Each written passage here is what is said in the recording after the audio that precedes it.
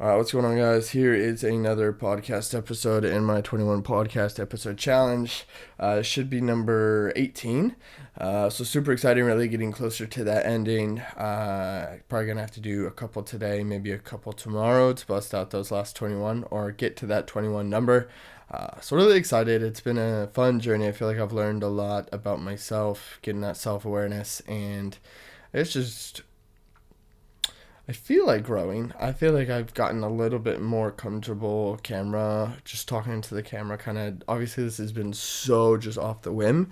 And I think with a little bit of the preparation, it's funny because like I just can reference all the podcast episodes, but I feel like with a little bit of preparation, I can actually feel like I'm getting pretty solid at this. And the podcast episodes will come across a little bit better once I really prepare and really get into the nitty gritty. Like, what am I going to talk about? How am I going to talk about it? Structure it a little bit differently. And I think that'll hopefully make it a little bit better. And I can really practice the editing of it all and get a little bit more efficient at that. But then also have the time to do that instead of just busting out podcast episodes every day or every other day and things like that. So, super exciting.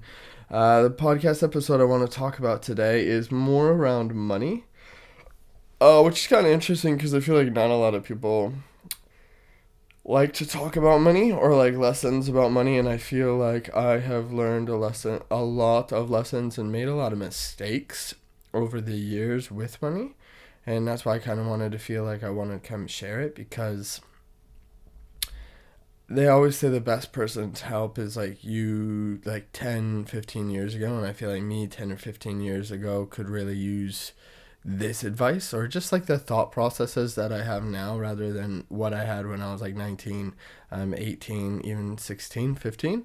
I just feel like I've learned a lot about it and I wanted to come share. So I guess first off, when you're 15, 16 and you like get your first job, it's just nice to finally have income. And I know for me, when I finally had income, I was like, oh, I can finally buy things on my own and I don't have to ask my parents. And I just felt like this level of freedom that was unlocked and it was really exciting. But then I never really developed a savings muscle, which is something that I feel like if you can develop how to save money early, that's where you can really build a life where you are very financially secure and feel comfortable and you never have to worry about finances because you just develop it from the time that you're like are able to make income. And I guess for me, I just started making income, and that's when I was like, oh, I could take my friends out to dinner and I can pay and I can buy new clothes and new shoes and like just keep up with all the fanciness of uh, keep up with the Joneses, I guess, is like a term that's like thrown around, and I feel like that's kind of what I had done.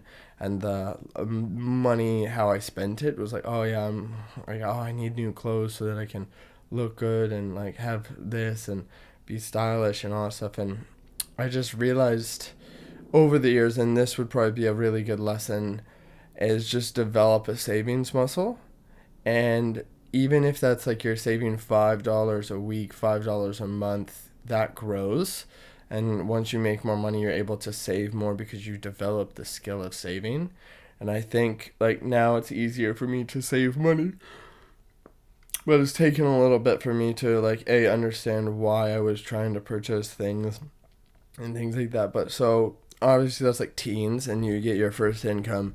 Then you get raises and then you get promoted and then it's even more exciting, and then you reward yourself with like bigger things and you celebrate and you go out, and like especially once you turn like a legal drinking age, you go out with your friends and you can spend money on drinking and alcohol, and it's just like it goes to so much waste. I mean, obviously do it when you like want to and don't hold back and like enjoy your life and have fun, but like at the same time when you go out every weekend and you spend an extra like $100 on drinks or just stupid stuff, it's not worth it. Like it's fun in the moment, but then you look at the bank account the next day and you're like, fuck, I spent that much on, man. Like, and one thing that I've like learned and developed to like understand money a little bit more is what do you make? Like, how much money do you make hourly or whatever, and then think about that when you're purchasing something. So say you make like 25 an hour, 30 an hour, 60 an hour. If you were to purchase something, just like, man, is that worth an hour of work? And that is where I have developed that mindset where now I think like that. And it's been a game changer because I'm, ooh, that's really not worth it. Like, let me think on it for a day. And if I still really want it and I feel like it's worth it, then I'll purchase it. And probably like 95% of the time when I think about it, I'm like, oof, that's not worth like an hour of my work, and things like that. So I guess that's another one, is just build a savings muscle. And then I would say two, focus on kind of like an actionable thing. Think about how you spend money in the terms of how much your time is worth, and try and like make those decisions on if it's worth it to spend it, and that stuff.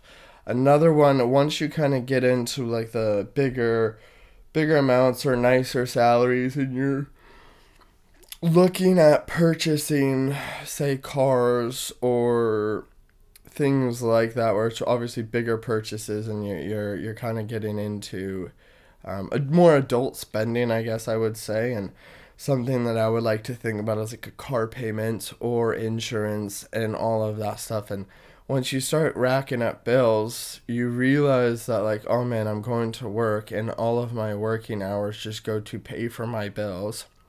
And something that I feel like you do that, and you buy the new car. Excuse me. Oh man, feels alright. You buy the new car, and like, yeah, it feels awesome for like a week, 2 weeks, and then all of a sudden you realize that it's just another car. And you develop the same level of comfortability, because when you get a new car, you have this so excited feeling when you're driving, and it's a great feeling. Like, don't get me wrong, I've gotten probably like two or three like brand new cars, and every time I like drive it off the lot, I'm like, hell yeah, this is so awesome. I feel so good. I did this by myself. I like negotiated. I made the payment. I figured it all out. Like, I'm an adult, and it feels so good, especially when you're like 19, 20. Like, it feels really good that you have that level of independence. But then 9 months, 12 months, 2 years down the road, you're like, fuck, I still have this massive payment.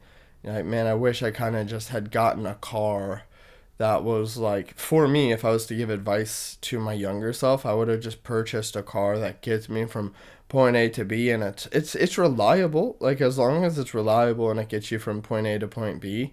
And once I kind of learned this lesson, I actually ended up having two cars. So I had like a 2005 Subaru Outback that I got for like $5,000, and it definitely got me from point A to point B. And then I had again like a 2023 Subaru Crosstrek that was like new and exciting and like great, like fancy, had all the gizmos and attachment and all that shit, and a motorcycle. So I had like all three at the same time, and I was like, this is so dumb. Like, why do I have all this? And like, granted, I paid cash for the Subaru, like the Outback, but then I had a payment for the Crosstrek, and like a payment for the bike, because I had gotten this promotion. And I was like, oh man, I need to reward myself with something now that I have a bigger salary, and like all of that stuff. And it just wasn't worth it. I was like, man, if wasn't paying 500 something a month just to drive this car, and like another 180 a month on my motorcycle, and like if I just stopped both of those and just kept my 2005 Outback, who got me from point A to point B, and like it was still a decent car. Like, no, it wasn't the fanciest, but it was okay in the snow, and it was reliable, and it was nice enough, and it wasn't like I was like using my car to impress people and all that stuff. But like at the end of the day, you kind of do when you have like a newer car. Like, people get in, like, oh, what a nice car, and like it makes you feel great. But man, could you imagine, like, yeah, it makes you feel great in that second, but like you're like, oh yeah, fucking, then the payment comes out, and then that payment comes out, and then that payment comes out, and you look back and you're like, dude, I've just spent like $3,000 in the last couple of months just paying for this car. It's like, could you imagine if you just were putting 500 and something in your savings account every month?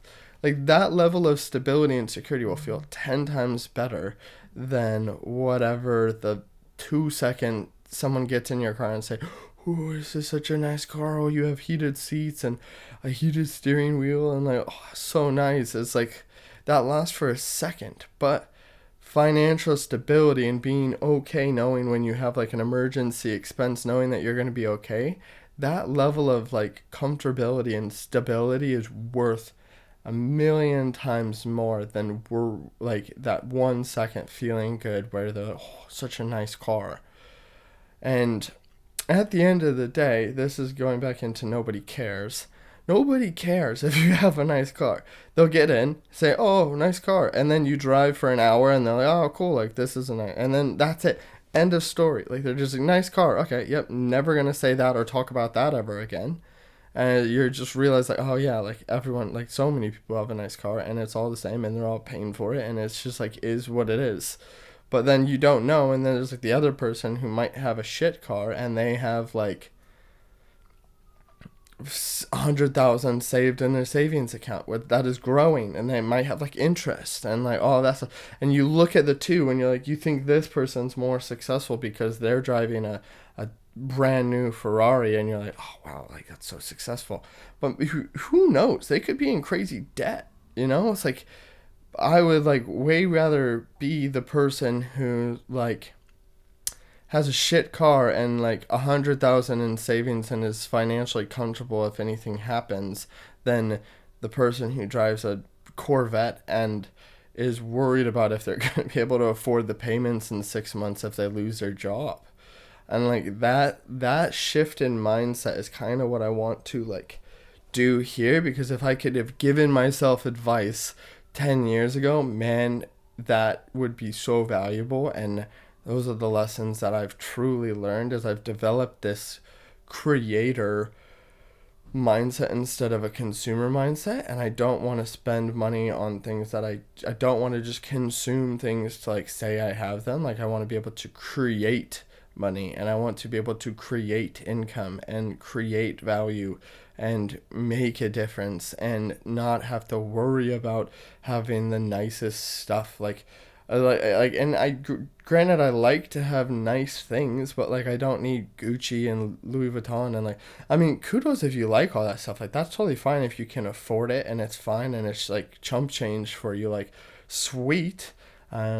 It's so good, and like if you're living that lifestyle, so good, and like you're comfortable and you can afford it all and it's not making you go into debt or like, and you genuinely just love it and you're not doing it to like impress other people, like kudos all to you. But I have found, or like the things that I'm researching when I look at wealthy people, you look at the most wealthy people in the world and they're really not flashy. Like Mark Zuckerberg wears like the same t-shirt every day.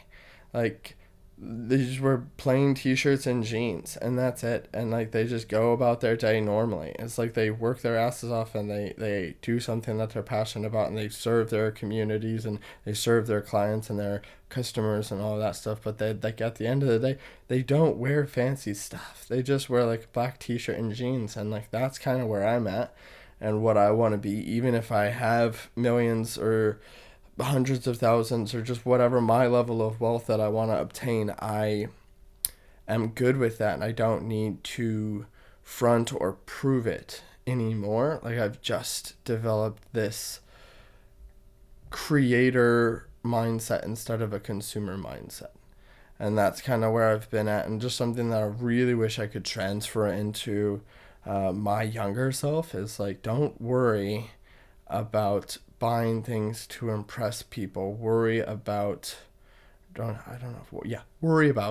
worry about creating financial stability for yourself so that you can afford a lifestyle that makes it so you're so comfortable you never worry about finances again. Because that level of comfort will make you feel a million times better than a brand new Rolex or fancy car or having multiple cars and all of that stuff, or like having the bougie apartment. It's like, and like I've had all of that stuff. Like I've had really nice stuff. I don't have like Rolexes and shit just because I just not my thing. But like I wish I had learned how to build my savings muscle, think about my time as my value and the amount of money that is worth, like that I am worth. I want to think about it like that. Like I don't do anything for less than this, and like I don't purchase anything that will make me feel like it's not worth that hour of me working. And then now that third thing that I want to talk about is just develop the creator mindset instead of the consumer mindset, because that consumer mindset just gets you in that cycle where you're always buying things to impress people that don't care, and that's it. If you're in that consumer mindset, you're just buying the nice things so that you can look impressive to your friends and that you can front like you have nice things, and then it's just a cycle of like, especially if you're in debt, if you're going into debt for that shit, just stop, develop the savings muscle, focus on financial stability. And then if you're wealthy enough to do it and spend it and not have to worry about it, and you can still cover all your bills and all that stuff. But like the thing that drives me nuts is just people who are broke and are purchasing things to make them look rich, to impress people that don't give a fuck. It just makes no sense to me. It's just like I had to learn that lesson the hard way because I had consumer debt that I had to really get out of, and it fucked me for like years and years and years, and like I had to figure out on my own and suffer through it and like deal with shit. And I wish I would have learned how to develop the financial stability muscle instead of the consumer keep up with the Joneses muscle, because I was really good at it. I was really good at buying the new car and the new phone and the new clothes and keeping up with everyone to like look impressive. And all my friends thought I was so impressive and how much money I made and all that stuff. Like it was great because I was like this, but then like status doesn't fucking matter at the end of the day. It's like I wish I had like the millions in the bank and hundreds of thousands worth of extra spending and like that stuff. But then even then I would still just focus on like stability and comfortable and make sure I'm good, my bills are covered, and I'm going to be okay, and the people that I love and care about are okay. Then I focus on other people who need help and all of that stuff. And that's kind of where I'm at now. Like I generally feel like I'm okay. I'm smarter with my finances. I can control my money. I know I'm good. And I generally feel like most of the people in my life and the people that I care about are good. And my next goal is to get it to the point where I can genuinely help as many people as possible by giving away money. I see like the Mr. Beasts and there's like a Mr. Motivator and like that stuff, and they're giving like $10,000 away. They're giving like money away, and obviously they're like, it's not just them personally out of their finances, but they probably started like that, and then they're grow to the point where they have provided enough value and gotten enough attentions where they have sponsors and things like that. And that's my goal. I want to get to the point where I am giving $10,000 away, and it's like chump change for me, and I can help and save lives and make a big difference in people's lives. And that is my ultimate goal, is how do I get to that level? And I have been getting closer and closer and closer as I've been doing this year to you challenge, because I genuinely feel like I am becoming the type of person who does those things. Like they say, I want to be known as someone who is generous and kind and hardworking and like relentless and like intense and exciting and impressive and like all of those things, but in like a very genuine way. Like I want to come across as a genuine person, not doing it for show or doing it for negative reasons. Like I truly just want to do it to make a difference and help as many people as possible. So I guess those would be my main things that I wanted to come in and share, is develop the savings muscle. Think about your time, and if you're going to spend money to purchase something, think about it as if is it worth your time? You know, if something is $100 and you make $25 an hour, this is just general terms, trying to speak to everybody. If you make $25 an hour, is that thing worth 4 hours of your working day? You know, like if you think about it that way, it'll shift your mindset. God, I don't think I would work 4 hours for a t-shirt. I don't know if I would work 4 hours to just get a pair of jeans or like a new outfit. It's like, think about it, like truly think about it. And if it's worth it, then kudos, buy it. Feel great. Love the new outfit. It'll be so great. And I love it, and I love it for you. But I just encourage not to do it if you can't afford it, and really think about it before you purchase. And then that third one is create a creator mindset, not a consumer mindset. Focus on how can I create more money? How can I create more value? How can I create more of a difference? How can I create more savings? How can I, instead of consume, how can I create? And those three things, if you do that, I have found that it truly makes a difference in your financial future, and it helps a ton. For example, like I just had a $2,000 something van expense, like $2,000 that I was like, man, it's frustrating, it's $2,000 just out the door, but I'm like, cool, all right, but like I've built my savings muscle, I've done it, and I'm like, all right, cool, like, is it worth paying this, what I like, so that I can do this? Because at the end of the day, the van kind of helps me be more efficient with my time and all that stuff. I was like, is it worth it to purchase this fixing of the van? It definitely is, because it'll help me make more money, and boom, boom, boom, boom, boom. So I created that thought process, I created that mindset. But then I was able to just be like, 2,000, yep, let's fix it, let's get it done, cool, awesome, have it back, it runs smoother now, all good to go. But like thinking about like a $2,000 expense for someone who's like $3,000 in credit card debt and has student loans and has a car loan and a home loan, and like a $2,000 expense comes up, and you're like, fuck, how am I gonna afford this? Like, it's so stressful, and I've been in those times, and it's not fun. So those are my lessons, and that's what I wanted to kind of come and talk about. So that's the episode. Hopefully we contributed something. Appreciate y'all for listening. All the best, and cheers.